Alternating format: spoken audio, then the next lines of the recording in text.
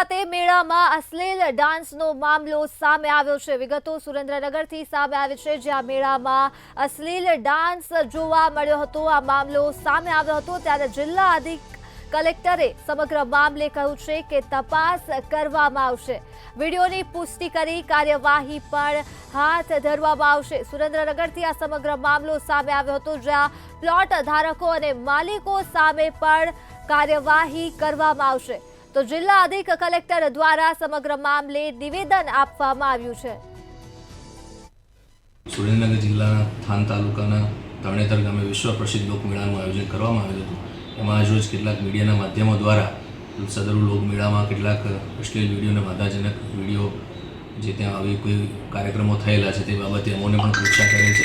સદરુ જે વિડીયો જે છે એ તત્કાલીન સમયે આવા કોઈ કાર્યક્રમો ત્યાં થયેલા હતા કે કેમ, એના માટે એની વિડીયોની અધિકૃતતા અને આ વિડીયો કોઈ મોર્ફ કરેલા છે કે કેમ એની અધિકૃતતા પણ અમે ચકાસી રહ્યા છીએ। તપાસ અમે પ્રાંત અધિકારી શ્રી ચોટીલાને તાત્કાલિક અસરથી સુપ્રત કરી દીધી છે।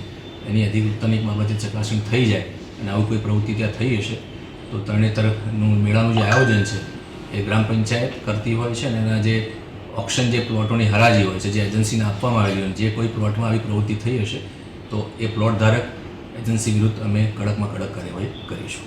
સાહેબ, આ સીધું કલેક્ટર સાહેબ શ્રીના અંડરમાં આવે છે મેળો, ત્યારે આ અંગે તમે કોઈ પોલીસ ફરિયાદ કરશો ખરા? તરણેતર લોકમેળાનું જે આયોજન છે ને ગુજરાત સરકારે ગૃહ વિભાગ તરફથી જે પણ અમને એસઓપી આપવામાં આવી છે એના અનુસંધાનમાં અમે મેળાની વહીવટી મંજૂરી પણ આપેલી હતી। એ પણ મારે આ બાબતે સ્પષ્ટતા કરવી જોઈએ કે ખૂબ જ ટૂંકા સમયમાં, કારણ કે સુરેન્દ્રનગર જિલ્લામાં અતિવૃષ્ટિની સમસ્યા પણ હતી અને ફક્ત 4 દિવસની અંદર સમગ્ર વહીવટી તંત્ર યુદ્ધના ધોરણે આખા મેળાનું અમે આયોજન કરેલું હતું। એ મેળા દરમિયાન અમે લગભગ 2500 જેટલા કર્મચારીઓ આમાં કામગીરીમાં રોકાયેલા હતા। વિવિધ એમાં 2000 જેટલા પોલીસ કર્મચારીઓ પણ હતા। એટલે આવી કોઈ પ્રવૃત્તિ ત્યાં થઈ હશે, એક વખત એની અધિકૃતતા ચકાસાઈ જાય અને આવી કોઈ બાબત માલુમ પડશે તો ચોક્કસ અમે એના વિરુદ્ધ કડક કાર્યવાહી કરીશું। કેવા પ્રકાર